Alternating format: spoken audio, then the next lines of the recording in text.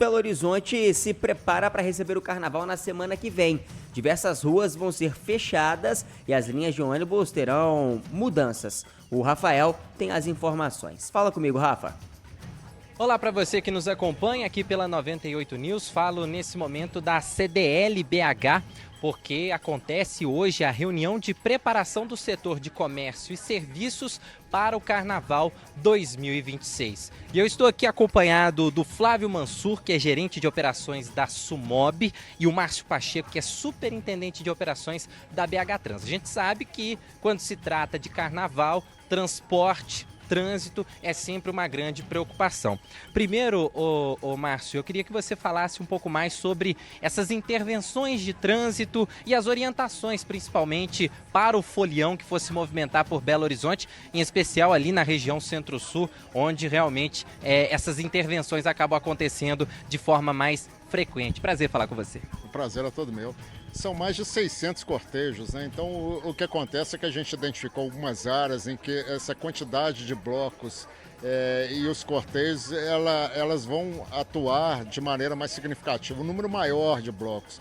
Então, principalmente no Hipercentro e na Savassi, a gente faz uma restrição 24 horas por dia para que os moradores, o próprio folião, tenham uma tranquilidade maior no seu deslocar, no ir e vir. Mas são 7 áreas de Belo Horizonte que vão ter essas interdições, esses bolsões que a gente chama, que seria o Hipercentro, a Savassi, a região da Avenida Brasil, a região da Floresta, a região de Santa Teresa, a região do Barro Preto e a região da Pampulha. Então, essas outras 5 regiões de bolsões, elas não são 24 horas. A gente, à medida que os blocos fazem o desfile, a gente vai abrir essas áreas. E o interessante para o usuário, seja pedestre, seja motorista, é que, primeiro, vá com o transporte público, utilize o transporte público. Belo Horizonte é uma cidade que tem 2 milhões de habitantes e a perspectiva é de chegar a 1 milhão de pessoas a mais aqui. Então, por si só, a mobilidade fica comprometida nessa situação.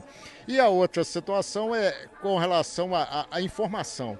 Consulte os aplicativos, seja de transporte, seja de trânsito, para você achar o melhor caminho, porque essas informações vão estar em tempo real nesses aplicativos. Todas as interdições feitas naquele dia, naquele horário, vão estar nesses aplicativos para que o usuário possa usufruir de um caminho melhor para chegar no seu destino. Inclusive os aplicativos como o Waze e Maps já recebendo também as informações, inclusive algumas notificações já têm chegado desde a abertura oficial do Carnaval, né?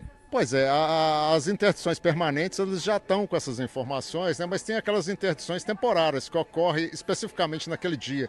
Por exemplo, no sábado de manhã, no desfile do Então Brilha, é muito particular aquelas intervenções que a gente faz lá. E por volta de 10 horas da manhã, aquilo tudo é desfeito. Então, no Waze, no Google Maps, essas informações elas são desfeitas naquele momento, para que novas interdições sejam informadas lá em tempo real, para que o motorista tenha essa informação em tempo real. Agora, Flávio, você falava para a gente sobre as questões envolvendo também o transporte, desativação de pontos de táxi por conta de algumas interdições, também o reforço no quadro de horários de ônibus, como a Sumob tem se preparado nesse sentido, e até em relação ao ano passado, se há algum tipo de alteração, algum ajuste que vocês identificaram que seria necessário para o Carnaval desse ano. Prazer falar com você.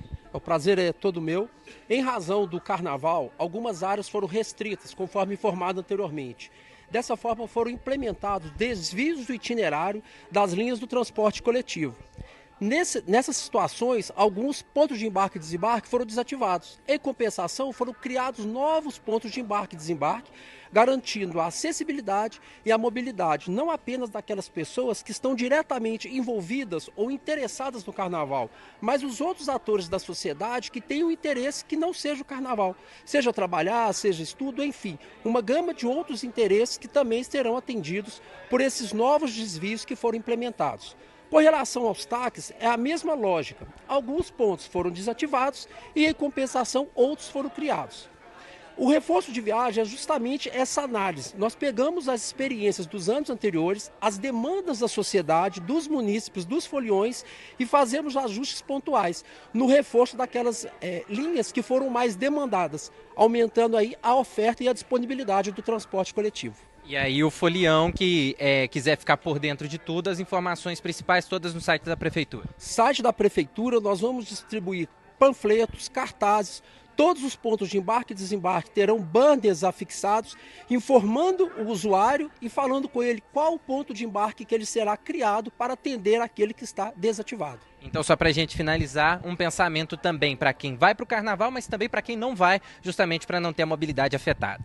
Com certeza, é interessante ainda ressaltar que os agentes da BH Trans e da Sumob estarão em campo com todas essas informações à disposição dos usuários que, se quiserem se informar melhor e se orientarem melhor. É isso. Estive aqui então com Márcio Pacheco, com Flávio Mansur, falando um pouquinho mais sobre as questões que envolvem o trânsito, que sempre é uma preocupação no carnaval e para quem vai se movimentar por toda Belo Horizonte. Da Rede 98, Rafael Mendonça.